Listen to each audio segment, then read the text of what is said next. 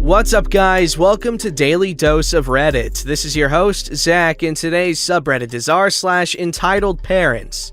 Alright, so this story's called Entitled Racist Grandparents Demand I Get Married and Give Them a Kid, including an extra kid for my boyfriend's younger brother because he is gay and can't have children. Okay, first of all, most gay men can have children of their own because they got the equipment, but they don't want to use it like that. But I get it, I'm just being a pain in the butt. Final update written. This is quite a long story, but I'll try to summarize it as much as possible. I'm sorry, I tend to rant. For starters, I'm 19, but I've been with my boyfriend for a little over 2 years. He's just 21 years old. But he is seriously the most amazing person I've ever met. Extremely centered and has goals that he is working towards reaching. With this said, his parents are extremely amazing. They are basically a second set of parents to me. Still, they travel a lot. A little bit of background from them. My boyfriend's dad is Australian. He was married before getting together with my boyfriend's mom. He has 2 other kids, a boy and a girl, that are in their early 30s. I've met them and they are really nice, but this means that he is the second generation to have kids in his 20s. This divorce made him accept a job offer that made him move to El Salvador, where he met his current wife. His wife's parents are Colombian, but they live in El Salvador. In the end, my boyfriend's parents moved to El Salvador to take care of boyfriend's mom's parents. In El Salvador, they started the travel agency that now is relatively successful, which was my boyfriend's dad's dream since the beginning. But he was pushed by his father to start a family soon. Having a travel agency means that a lot of their traveling comes from the airplane's special offers or hotels that want to promote themselves. I'm mentioning this for you to understand how boyfriend's grandfather pressured his son to quit his dream to start a family soon. And now he wants to do the same to his grandson, aka my boyfriend. Literally every time I've spoken to them, it's, "When are you getting married and having kids?" And not only that, but they tried doing the same to boyfriend's half-siblings, and apparently the pressure was so much that they moved from Australia to Spain to be away from them. If you have seen previous posts of mine, you can see that recently my boyfriend's little brother finally broke off a toxic relationship. His parents were traveling, but as soon as they heard what had happened, they booked the first flight home, bringing my boyfriend's grandparents with them. They were in Australia. I get along with boyfriend's grandparents from his mom's side of the family, but the ones from his dad's side of the family are a different story. Also, I don't want to offend any Australians because I know that their attitude is not related to the country. My relationship with them has been rocky from the start. First, they didn't like me because I was Latina and thought that I was only using boyfriend and that I didn't even speak the language. I've always remained civil despite the racism. In the end, they accepted me because I am a light-skinned Latina. And in their words, "At least the babies won't be too dark." I tried to ignore their comments, mostly based on the fact that I helped take care of my grandma and great-grandma, and know that sometimes they lose track of thought and make some out-of-place comments. Still, boyfriend's grandparents' comments sometimes tend to go too far. Now, since the beginning, me and boyfriend have shared our views on kids. We would like to start a family either in our late 20s or early 30s, but first we have a lot of goals to accomplish. On February 14th, we ended up having a dinner with my boyfriend's family and my family. Sounds lame, but our families are close, and it was a lot of fun. Here I was talking to my boyfriend's mom about my pregnancy scare. Yes, we are that close. She was really nice about it. Long story short, I changed my birth control prescription, but the new pills were giving me pregnancy-like symptoms, and I think entitled grandma may have overheard. Now comes the beginning of the awkward encounters. We were having dinner, but this time they targeted my boyfriend's younger brother. He is gay, and they haven't really said it to his face, but they aren't the most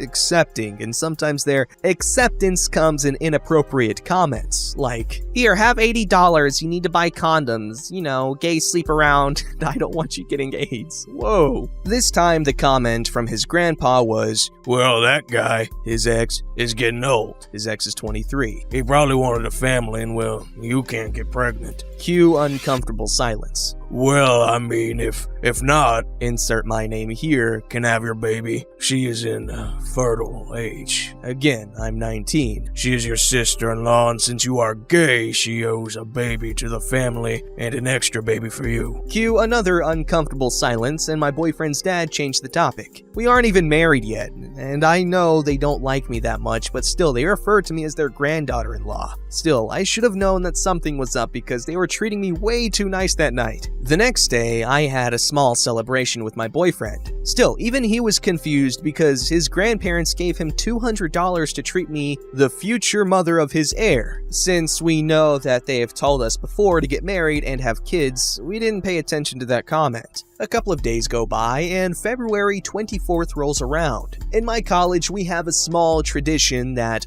February 14th, couples celebrate, and on February 24th, it's dedicated to friendships and special couple-y announcements and congratulations. This means that people can contact the group in charge and bring stuff to surprise someone. Things like congratulations for getting in a relationship, getting married, or having a baby. Sometimes these are made by friends or family. I think you may see where this is going. Basically, I was in the middle of English pronunciation class when suddenly the group in charge of delivering all this stuff walked in with a big balloon that said, in Spanish, "Congratulations, mother-to-be," and a couple of other ones that had variations of, "I'm so happy that you are my friend." One of my classmates is 28 and married, so I thought it was her who was pregnant, and even jokingly told her why she hadn't shared the news. When suddenly, a girl in the group calls me and in front of the class says, "Congratulations to the future mama, we are so happy for you." I froze and had to explain that it must have been a prank, that I wasn't pregnant, and tried to awkwardly laugh it off. After the class, she told me that an older lady told her in broken Spanish that I was pregnant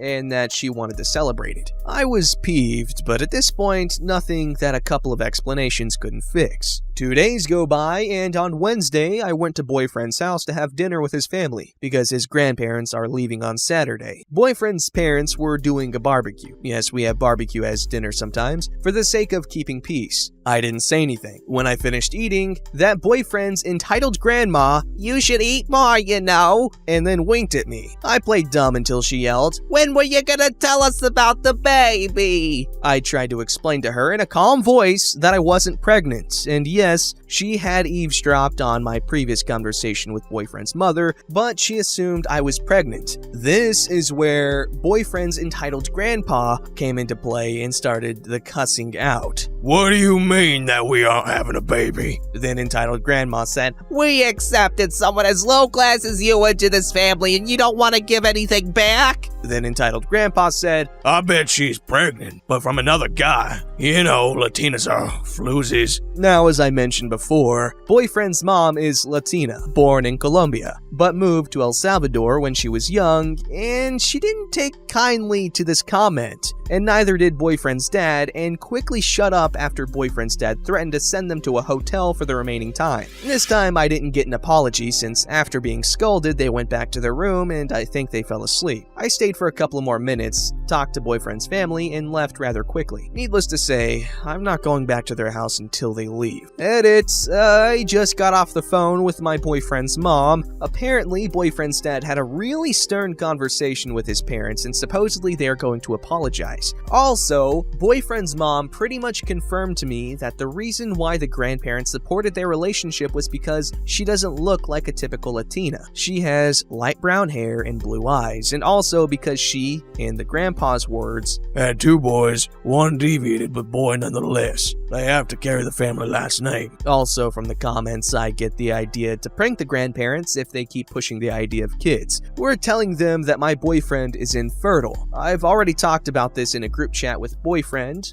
brother, and his parents. I'll update later to inform what went down. I'll try to make this as short as possible. Basically, their apology was, "We're sorry that you got offended." They calmed down a bit, but they brought up the topic of kids again. This is where we started our petty revenge that backfired. Basically, boyfriend told them that he was infertile. His grandpa simply went back to his room for a bit, but what he said when he came back to the living room shocked everyone. "Well, it doesn't matter. Boyfriend's name Has a healthy younger brother and he can give the sperm Just Screw my name. and it's done. Boyfriend's younger brother's name. It's gay anyway, so you don't have to be jealous and the family genes will carry on. Entitled Grandpa said this like it was the easiest solution to everything. Then my furious boyfriend simply said that was the last straw and dragged me out of there. I simply heard a lot of screaming going on inside. Right now, boyfriend's younger brother is driving us to get food and then to my house. They're staying here for the night since they refuse to talk to their grandparents. Boyfriend's dad called me and profusely apologized for his father's actions, but I still don't blame him since he was also a victim of his father's pushing behavior. So yeah,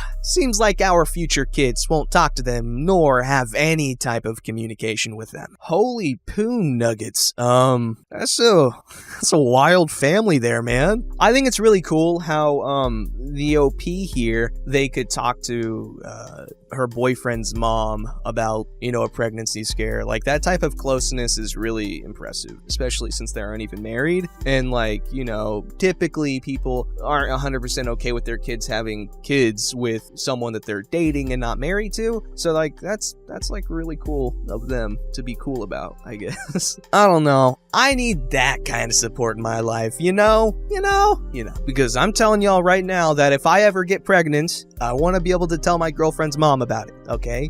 Alright guys, this story's called Give My Child Your Stuffed Animal. Buckle up because this gets weird. I, late 20s, female, long walks on the beach, have a stuffed animal that has been with me ever since I was a toddler. I even vaguely remember seeing it in some department store, JCPenney's I think, and instantly falling in love with it. It's a pink rabbit called Fuzzy and I am very attached to it. I have nightmares and I still sleep with Fuzzy because it helps to stop me from scratching at my arms and face during a night terror. I've taken very good care of her, and she's never needed mending or have any stains aside from general wear and tear, like her rabbit tail being a bit ratty, and she's getting kind of flattened out, but she's over 20 years old, and that's senior citizen and plushy age, so I treat her pretty fragile. I've mentioned in other posts that I live in a very small town, the kind where generations of families have lived and died here, and everybody knows everyone. So today I was at the laundromat because our dryer is dead, so we wash our clothes at home and then use the laundromat dryers to finish. I was washing all my bedding stuff, including Fuzzy, when this entitled mom walked in with her toddler daughter. I know her mostly just by face. Our moms were in high school, but we've never been friends or anything like that. Just the typical southern nod and hand raise when passing by. Her daughter is maybe 2 to 3 years old, I think. I'm not very good at guessing children's ages.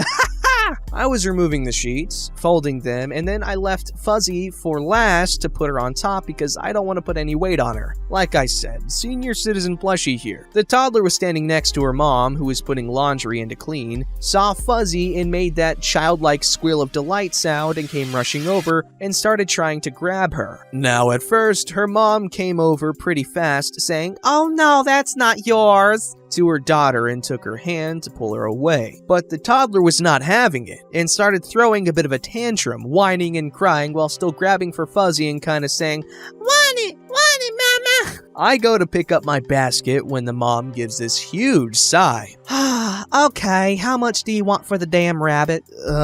No, sorry, not for sale." "Come on, I'll give you like $10 for it." I said, "No, I'm not selling my rabbit to you." "Your rabbit?" "Yeah, my rabbit." "Seriously? I thought it was like for your kid or something. Give me that, you're too damn old for that thing." And then this lady tries to reach over my basket and grab Fuzzy. I jerked away and ended up dropping the entire newly clean load onto the floor. Whoa. Jesus Christ, I said no! "You're acting like more of a damn child than my kid is. Give me that frickin' rabbit." We both kind of jumped for Fuzzy, and I got to her first and tucked her away into my chest, but she managed to grab a leg. I froze because I didn't want to start a tug-of-war and risk ripping the leg off. "Lady, what the hell is wrong with you? You're really starting a fight in a laundromat over a plush toy? In front of your kid?" "God, just give it to me. You're too old for crap like this." "Let go! You're gonna rip it! And then no one will be happy because no one will get it!" And we stood there for a minute, me turned away as much as I can with Fuzzy tucked in and her still having a death grip on the leg. And then someone else walked in, just another person from town lugging around their laundry. And it was like a scene from a comedy movie or something where we're just staring at each other like a 3-person standoff.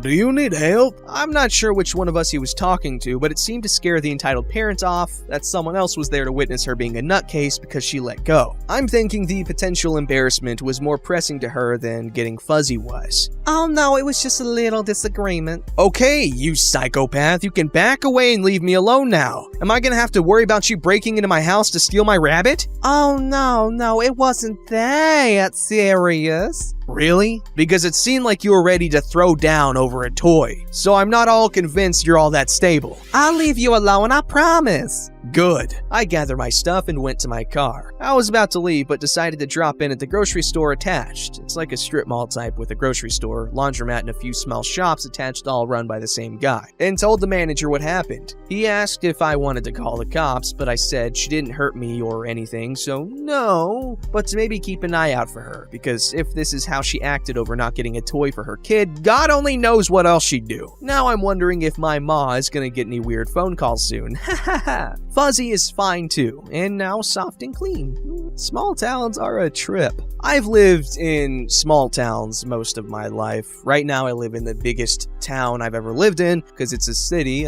Woodlands, Texas, represent. Anyway, I've never seen anything like this happen. It seems like more of a city thing than a small town thing, because in small towns, reputation, you get one really quick if you do something stupid. In a city, you can do stupid crap all the time, and it would take a little bit for you to get a reputation. But small towns, people are more, at least in my experience, more aware of their idiocracy. That's ironic. Idiocy.